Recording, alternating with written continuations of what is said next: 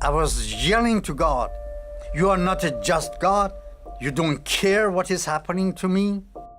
I'm so sick and tired of my life." Finally, I say that if you are the true God, come and take my life. If not, let me die here. I don't want to wake up.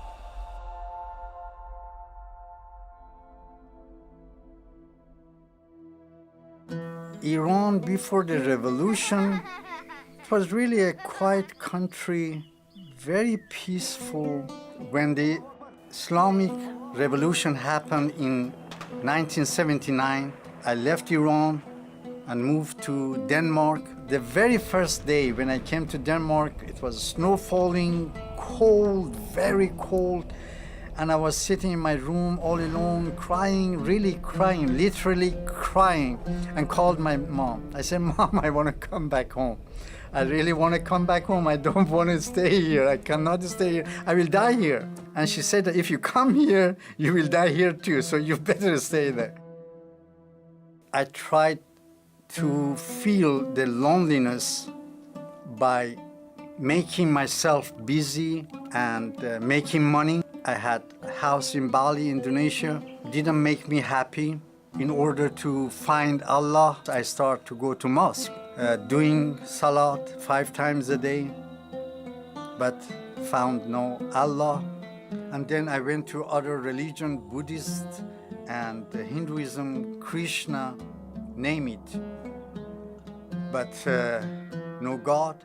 But still, the feeling of loneliness and emptiness was there. My neighbor back in Bali, Indonesia, they were really unbelievably nice and loving. The first day, they knocked my door and came with food and tried to make friendship with me. They also tried to get me into church. Church for Muslim is a hidden place. The more I turned them down, the more they loved me purely, unconditionally. And finally, I gave up. I said, "Okay, and I want to see that what your Jesus want to do to me. Can he get me out of this misery?" When I came in the church, I saw this guy. Now he told to whole congregation, 4,000 people, "You will be touched by God in different way." Everyone was touched, but not Abraham. Nothing happened. And I was telling to myself that, "Abraham, you are a very, very bad guy. That's why God is not touching you." But the more I turned him down, the more he loved me. I mean, it was really a strange love. So finally I said, "Okay, your Jesus couldn't do anything today. Let me see what he want to do to me tomorrow." And next day, exactly the same way. And this time I was really furious. I was really angry with myself, and I was angry with God. And I was so angry with God that I went right in front of the pulpit and lay down as dead man.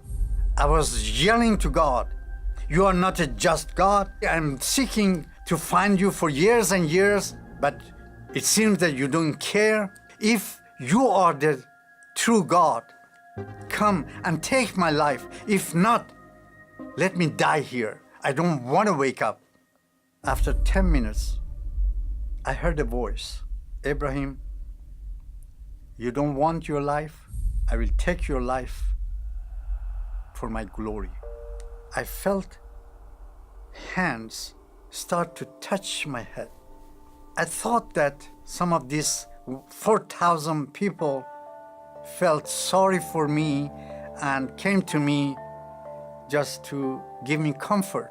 I opened one of my eyes, seeing that who is this? Nobody here, this side. And then I opened my left eye, nobody here. And when I opened my eyes and tried to stand on my feet, I couldn't stand on my feet. And the whole church was empty. And I was born again. at that day. God made us in such a way with vacuum that only God can fill it. No money, no children or mother or father. Only God Himself need to feel that.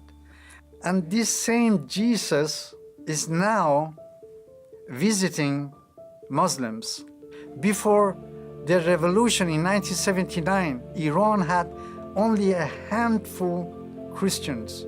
35 plus years after the revolution, we have more than 2.5 million Iranian Christians.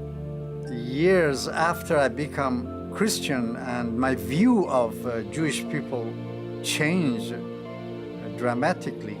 I love them with all my heart. I respect them highly.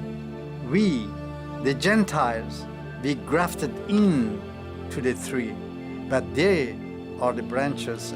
I truly believe that God has a still plan for Israel. And my advice to Christian, do not give up. Keep on loving people. You don't know what is happening. The Jewish or Muslim, they turn you down, but don't give up. You don't know what is happening in their heart. You have to be patient. You are dealing with human soul, and continue to love people unconditionally. I am one for Israel.